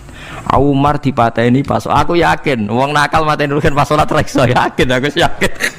Plengane ngono piye. Semasa salat tetep siaga aja. Iku sirine kena apa Umar dipateni pas salat. Kok musuhe ku ngerti, sahabat tuh paling lali nak pas salat. Sayyidina Ali kabudute ge pas salat. Dan alhamdulillah cerita itu enggak ada sekarang karena yang salat luwih canggih, luwih napa? Canggih. Wah, tetap konangan lho. Salate plengan dis. Konsentrasi penuh menjaga diri sendiri. Dadi kayak pangeran. Jadi justru itu nunjukno hebatnya Sayyidina Umar. Wes ngerti dalam bahaya tetap sholat. Nah, sekali sholat geleng pangeran tenanan. Mboten roh blas. Sayyidina Utsman nggih pas deres Quran. Wae rata-rata ulama dulu begitu. Maniku masyhur Sayyid Ali Zainal Abidin itu pas dia sholat blandar ceblok sampai bajunya sobek, omah kobong dekne ra roh. Ditulung siapa saja gak tahu. Ya dia karena asik mbek pangeran. Mosok jarene mosok aku pas madhep pangeran eling liyane. Nah, tapi kita ora iso kan bayangno salat-salat ke kelas ngoten niku. Nah, Kanjeng Nabi Muhammad soft paling guri niku yasma'u azizu sotri ka azizil mirjal. Nabi nak salat niku sing guri niku ngerti dentuman dadane Nabi saking wedine pangeran kados banyu sing umum. Ka'annahu husya alaih sampai Nabi meh pingsan saking wedine pangeran. Ini disebut taqsa'irru minhu juludul ladzina yakhshawna rabbahum. Jadi Allah nazzala ahsanal hadithi kitabam mutasyabiham mathan ya taqsa'irru minhu juludul ladzina yakhshawna rabbahum. Makanya potensinya orang-orang soleh itu jarang sholat sunat karena sholat fardu saja butuh energi yang luar biasa. Meh kudu kesemper. Nah, alhamdulillah kita kan sholat biasa saja. Berarti yo qobliyah yo oke, ba'diyah yo oke, salat yo oke, tapi cara dipateni wong ora iso. Ya, tetep roh, tetep apa? Roh. Ngono ngrasane krungu. Parah. Salat awake wis parah. Salat riyen para sahabat itu luar biasa. Sampai wong kafir nak ape nyerang sampai ana salat khauf iku sampai wong kafir sepakat engko nak nyerang Muhammad niku pas napa salat sampai akhirnya Allah gawe rukhsah wonten salat khauf salat di mana separuh shaf njaga musuh mergo Nabi nek salat tu lali sahabat nek salat di lali akhirnya gini ku dalam sistem keamanan jadi kelemahane sahabat gini ku akhirnya Umar salat di depan umum di depan umum kok iso lali kabeh. Mestinya nak Umar lali kan makmum Ruhin Mustafa eling mboten niki sing saf awal dua niku lali kabeh. Lho nggih imam kok ngarep. Niku Abu Lulu Al-Majusi ku iso liwat yo nganti tok Umar yo slamet. Mun jen salat kabeh. Nak saiki ora iso, aku yakin ora iso. Oh kena saf gure siji to sih. Nyak masjid sapa dua to sih salat omong ya tenang sih. Lha iku wis anggepe barokah pangeran alhamdulillah. Jadi Umar itu tengah Arab, paham ya? Abu Lulu maju, aman. Mereka sing sholat rasa sadar kabeh ora kok Umar tok. Lho mau Umar ngoten liyane mboten nak kecekel tengguri to. Hebat nen. Sayyidina Ali malah lucu menan mendelingno ada ya mulai dulu ya ada intelijen namanya Jassas. Dan itu saya tiru dawuh Sayyidina Ali. Jassas itu ya cara niki mata-mata. Ya Amirul Mukminin, orang Khawarij itu berambisi betul membunuh Anda. Mbok ndak usah sholat jamaah di masjid. Kita ini menjaga Anda di rumah. Sayyidina Ali jawab, hisni ajali. Jadi masyhur Sayyidina Ali ngendikan, yang menjaga saya itu ajal saya, bukan pengawal presiden. Kalau saya mati sekarang, penjaga nggak ada artinya. Begitu juga aku nak ora wae mati. Iku wong niat mati ini aku ya ora iso. Sepintas ngendikannya ini hanya klis, tapi nak bangen-angen bener.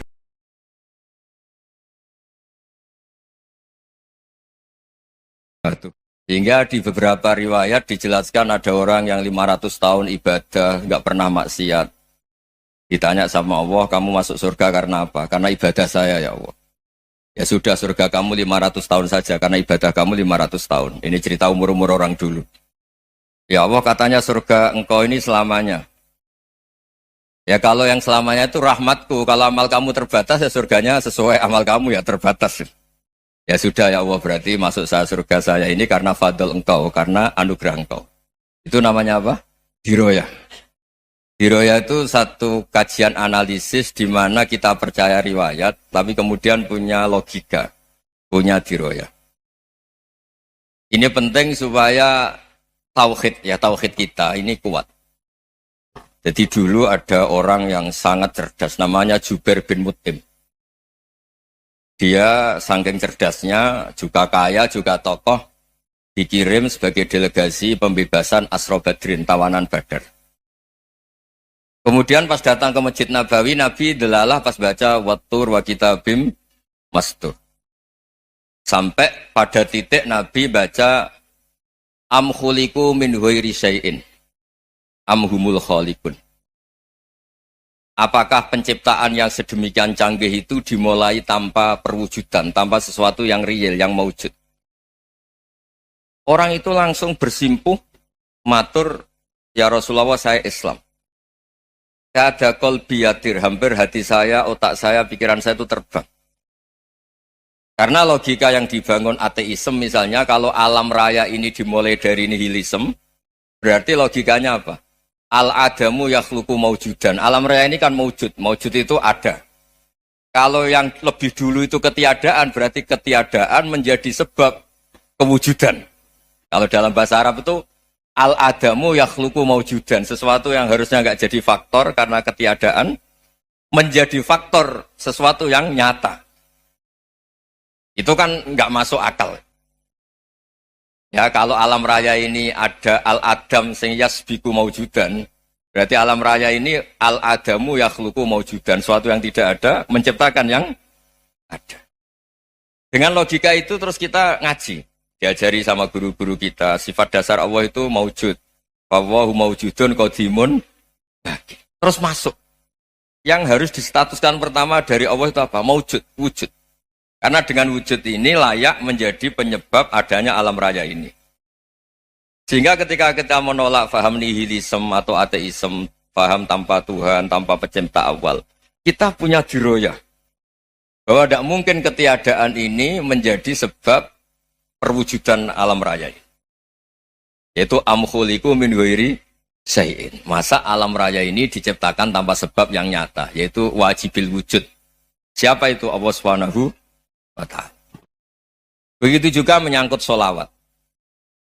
Orang boleh beda pendapat tentang redaksi sholawat. Ada yang sholli ala Muhammad, ala Sayyidina Muhammad, Nabi Muhammad. Monggo lah masalah redaksi saja. Tapi setelah dianalisis, Nabi itu Pak Rektor jadi Nabi setelah Nabi Isa saking dihormatinya sampai dituhankan. Juga jadi Nabi yang ada cerita masih hangat, orang Yahudi itu bunuh Nabi. Jadi yang satu mendudukkan Nabi sedemikian tinggi sampai kayak Tuhan, yang satu menjatuhkan Nabi sedemikian rendah sampai dibunuh. Kayak apa susahnya jadi Nabi Muhammad SAW. Kemudian dengan gampang Hadaddin agama ini bikin syariat yang bernama sholawat. Redaksinya monggo lah sesuai tradisi masing-masing. Allahumma sholli ala Muhammad, Allahumma sholli ala Sayyidina Muhammad, ala Nabiyina Muhammad, monggo lah. Tapi yang jelas redaksi ini kalau didiroyah dikaji, Allahumma itu Tuhan, Tuhan itu pemberi. Wa Muhammadun wa in jalla qadruh abdun min ibadi. Muhammad apapun tinggi derajatnya tetap berstatus hamba. Sehingga agama ini terjaga oleh syihotus sholawat. Agama ini terjaga oleh redaksi sholawat. Yaitu Allah tetap pemberi sebagai Tuhan yang enggak tersaingi. La syarikalah. Rasulullah Muhammad wa in jalla qadruh. apapun prestasinya, bisa mi'raj, bisa apa saja, tetap seorang hamba yang butuh muhtajun ila rahmatih. Jika redaksi Allahumma sholli ala Muhammad ini mengukuhkan yang Tuhan tetap Tuhan, hamba pilihan tetap hamba pilihan. Tentu dengan redaksi ini kemudian kita mendudukkan Nabi benar-benar posisi terhormat. Yaitu orang yang paling berhak dapat askat tahiyat, mendapat penghormatan Allah paling tinggi, yaitu Rasulullah Muhammad SAW. Dan itu diulang-ulang oleh Allah. Subhanalladzi asra bi'abdi. Status hamba ini diulang. Lagi-lagi ini bernama diroyah. Bernama apa? Contoh ketiga misalnya fihi ayatum bayinatum maqamu Ibrahim. Dulu orang Yahudi itu ada diskusi masif. Syaratnya Nabi itu mbah-mbahnya harus Nabi, harus keturunan Nabi. Kemudian semua Nabi rata-rata di Palestina, di Syam. Lalu Muhammadnya asal-usulnya dari mana? Tahu-tahu orang Arab kok Nabi, padahal orang Arab itu dulu jahiliyah. Walhasil terus diceritakan.